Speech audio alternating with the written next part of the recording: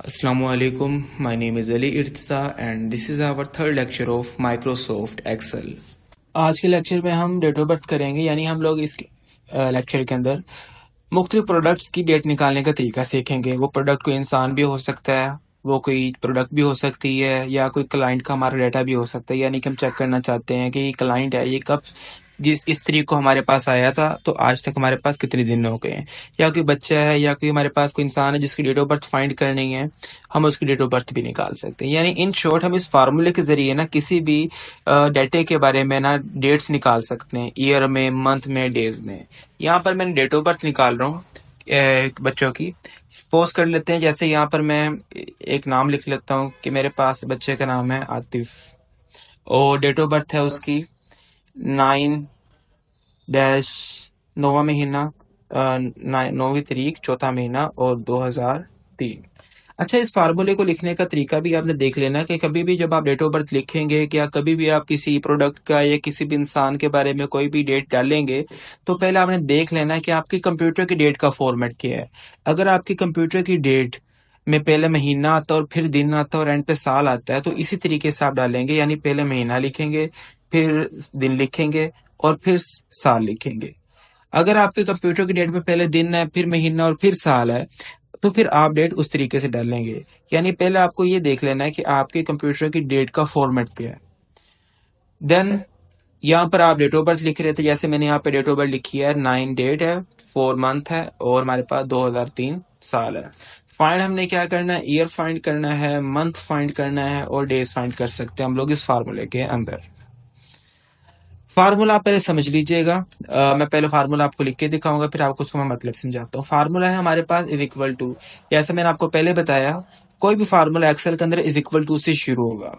Is equal to dated if, bracket शुरू करेंगे, यहाँ पर सेल सेलेक्ट करेंगे डेट ऑफ बर्थ वाला, कोमा टुडे, ब्रैकेट शुरू, ब्रैकेट बंद, कोमा, इन्वर्टेड कोमा। फिर ये इन्वर्टेड कोमा के अंदर हम वो चीज लिखेंगे जो हम फाइंड कर रहे हैं। अगर हम यहाँ पे ईयर फाइंड कर रहे हैं तो वाई लिखेंगे, इन्वर्टेड कोमा लगाएंगे और ब्रैकेट बंद। यानी कि हम लोग इस फार्मूले में कह रहे हैं कि is equal to dated if, अगर तारीख हमारे पास हो K19। K19 क्या होता है? K19 हमारे पास इस सेल का नाम है जिस सेल में डेट ऑफ बर्थ लिखी, जैसे कि K कॉलम है इसका और 19 रो है।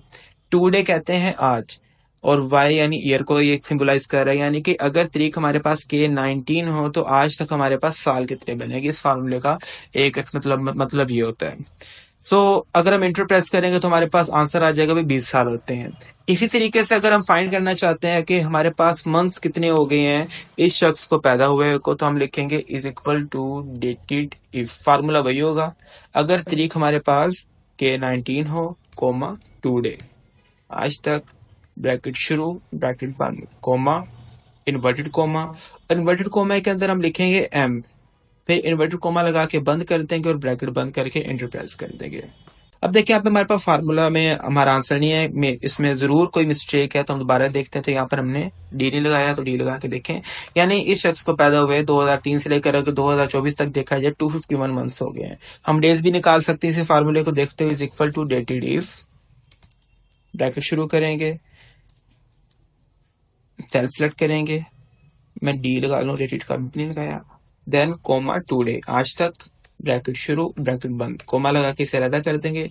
अब इन्वर्टेड कोमा के अंदर हम लिखेंगे डी, इन्वर्टेड कोमा से बंद करेंगे और ब्रैकेट बंद करके इंटर प्रेस कर देंगे। तो इसमें हमें हो गए 7645 डेज। अगर हम चाहते हैं कि हम लोगों ने मंथ निकालना है लेकिन हम टोटल मंथ नहीं निकालना चाहते, लेट्स सपोज भाई इस बच्चे को 20 साल हो गए हैं और हम आगे देखना चाहते हैं कितने साल ऊपर हो गए हैं इसको, यानी 20 साल और कितने माह सॉरी ऊपर हो गए हैं, कि 20 साल 4 माह हो गए, 3 माह हो गए हैं, 2 माह हो गए, ये चीज चेक करना चाहते हैं। तो उसके लिए आपको फार्मूले में थोड़ी सी चेंजेस करनी पड़ेगी।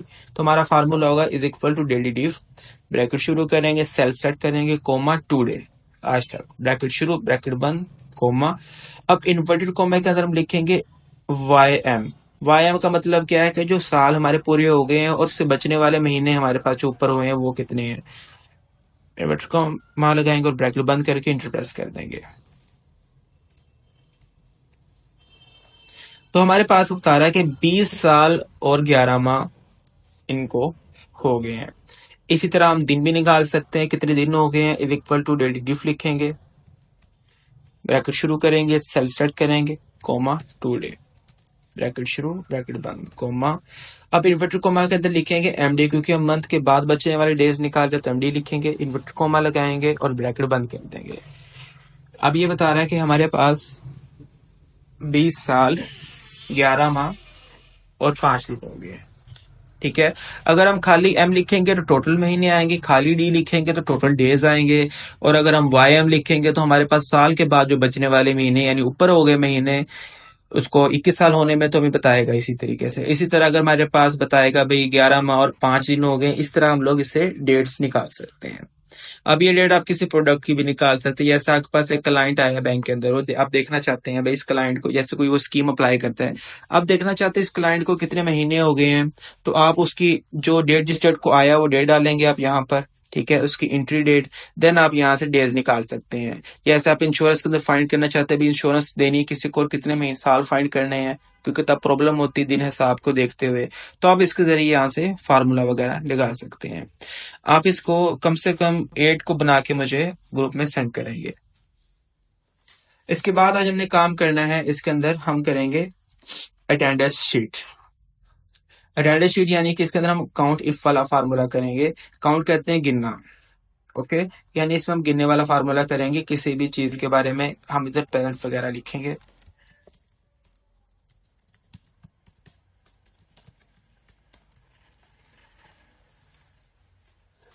अटेंडेंस शीट का फार्मूला करेंगे हम। ठीक है, इसमें हमारे पास काउंट वाले फार्मूला यूज होंगे। सबसे पहले आपने तो लिख लेना नेम, देन यहाँ पर मंडे और नेक्स्ट सेल पर ट्यूसडे, यानी कि डेज, वीक में जो डेज होते हैं वो लिखने हैं। मैं बना देता हूँ सिर्फ और सिर्फ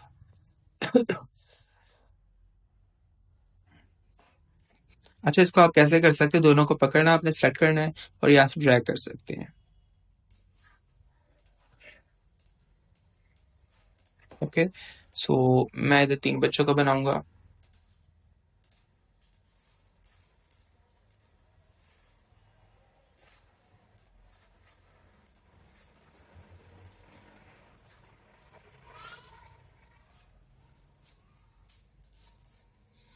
ओके, अच्छा, अब हमने फाइंड क्या करना है इसके अंदर, हमने फाइंड करना है कि टोटल प्रेजेंट, टोटल एब्सेंट और टोटल लीव फाइंड करना है।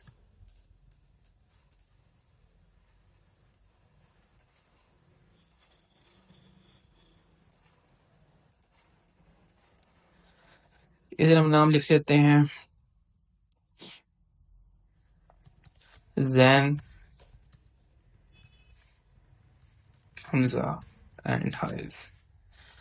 अपनी तरफ से हम इधर लिखेंगे प्रेजेंट पे पी, एब्सेंट पे ए और लीव पे एल लगाएंगे। मैं इधर रैंडमली लिख रहा हूँ।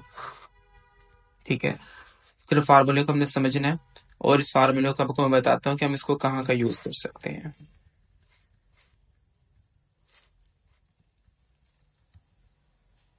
अच्छा, संडे वाले को आपने खाली छोड़ देना, क्योंकि संडे वाले दिन हमारे पास ऑफ होता है ना। संडे को ना तो हम एब्सेंट हो सकते हैं, ना तो हम लीव पर हो सकते हैं संडे को, क्योंकि हॉलीडे होता है, इसलिए हम इसको खाली छोड़ देंगे।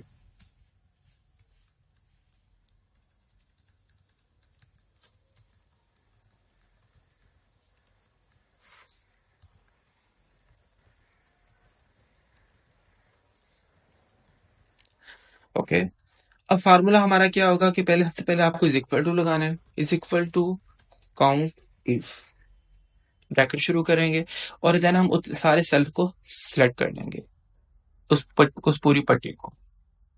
सिलेक्ट करने का तरीका है क्या, सिंपल क्लिक करेंगे, माउस से होल्ड करके रखेंगे और इसको आगे ले जाएंगे, देन कोमा। इन्वर्टेड कोमा के अंदर हम क्या फाइंड कर रहे हैं, हम फाइंड कर रहे हैं प्रेजेंट कितने हैं, तो पी लिखेंगे, ब्रैकेट बंद। यानी कि हमारा जो फार्मूला है क्या गिन के बताएगा, हमारे सिलेक्टेड एरिया में से पी कितने हैं वो गिन के बताएगा। इंटर प्रेस करेंगे तो बता रहा है कि आप, ये जो बच्चा है 4 दिन प्रेजेंट रहा है।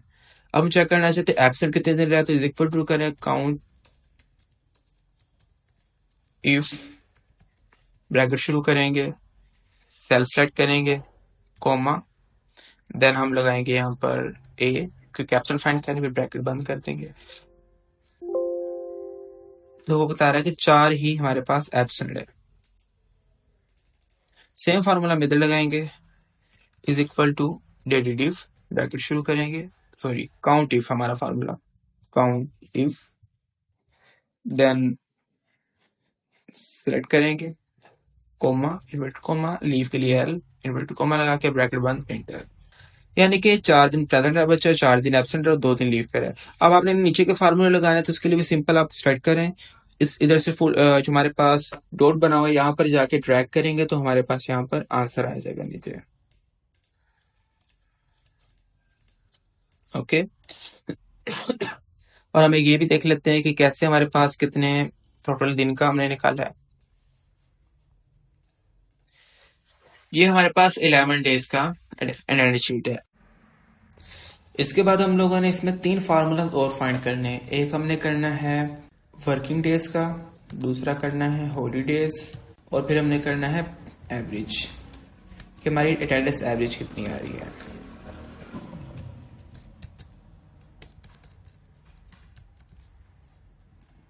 ओके तो वर्किंग डेज क्या होते हैं? ऐसे दिन जिन दिनों में काम किया जाता है। एक वीक में 6 डेज हमारे वर्किंग डेज होते हैं और संडे का दिन हमारी छुट्टी होती है। हम इन वर्किंग डेज के अंदर ही लीव पर होते हैं, इन वर्किंग डेज के अंदर ही हम प्रेजेंट होते हैं, इन वर्किंग डेज के अंदर ही हम लोग एब्सेंट होते हैं। हॉलीडे के अंदर हम कोई ना तो लीव, एब्सेंट, प्रेजेंट कुछ भी नहीं कर सकते। तो हमारे जो ये काम किया और टोटल प्रेजेंट निकाला हुआ है और टोटल लीव निकाले हुए हैं, देन हम लोगों ने यहाँ पर टोटल ये निकाला हुआ है, इधर टोटल प्रेजेंट, एब्सेंट, लीव, ये सारी चीज हम लोगों ने वर्किंग डेज से ही निकाली हुई है। ठीक है, तो हमारा जो फार्मूला है इधर वर्किंग डेज का, हम लगाएंगे is equal to sum, bracket शुरू करेंगे, इन 3 सेल्स को सेट कर लेंगे। क्यों? क्योंकि वर्किंग डेज में बच्चा एब्सेंट रहा है, वर्किंग डेज के अंदर ही बच्चा प्रेजेंट रहा है और वर्किंग डेज के अंदर ही बच्चा लीव पर रहा है। और अब इनको हम प्लस करेंगे तो हमारे पास आंसर आ जाएगा। ठीक है, इस तरीके से।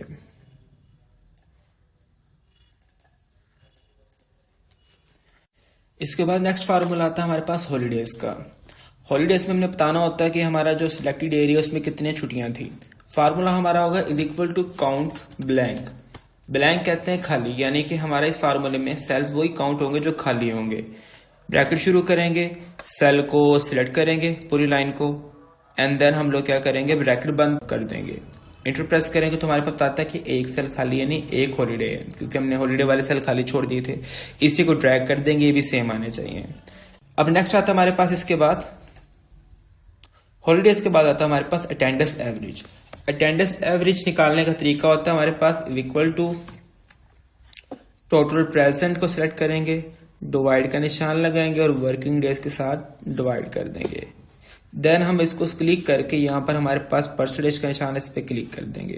तो इससे आइडिया होता है बच्चे की हमारे पास परसेंटेज है 40%। नीचे ट्रैक करते जाएंगे तो हमारे पास परसेंटेज आ जाएगी।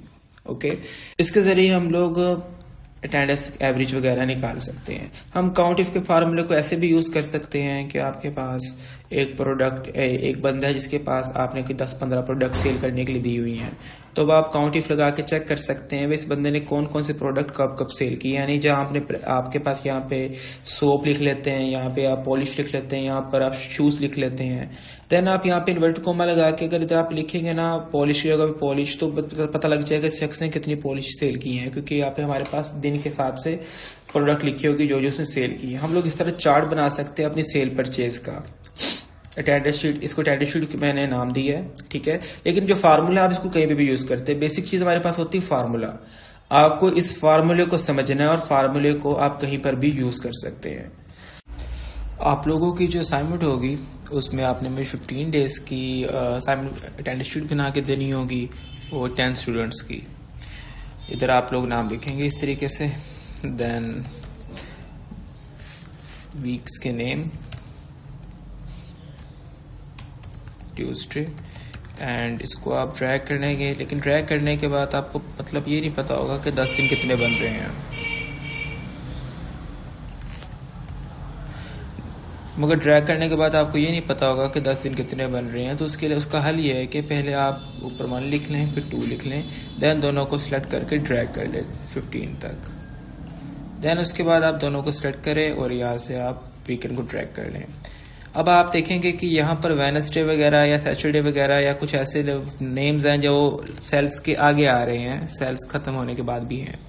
उसका हल ये है साइजिंग को बढ़ाने का कि आप शिफ्ट प्रेस करके पहले एक कॉलम को सेलेक्ट करेंगे, देन आप जहाँ वीकेंड्स हमारे ख़त्म हो रहे हैं उस कॉलम को सेलेक्ट करेंगे। अब किसी एक कॉलम का साइज आप बढ़ाएंगे तो सबका बढ़ जाएगा। अब मैं क्या कर रहा हूँ कि इसके मैं जो नंबर्स वगैरह वो डिलीट कर रहा हूँ और ये मैं इसकी सिलेक्शन करके सेल्स की इसको मैं बॉर्डर दूंगा। इस तरीके से आप बना के देंगे मुझे और आगे आप फार्मूलाज लगाएंगे और असाइनमेंट या मुझे इस तरह बना के देंगे। वेल, अगर इस लेक्चर में कोई भी प्रॉब्लम हो या किसी भी चीज़ की समझ ना आ रही हो तो आप पूछ सकते हैं, क्योंकि जो अपने फार्मूले अब किए हैं ये काफ़ी इंपॉर्टेंट है और बहुत जगहों पे यूज़ होते हैं।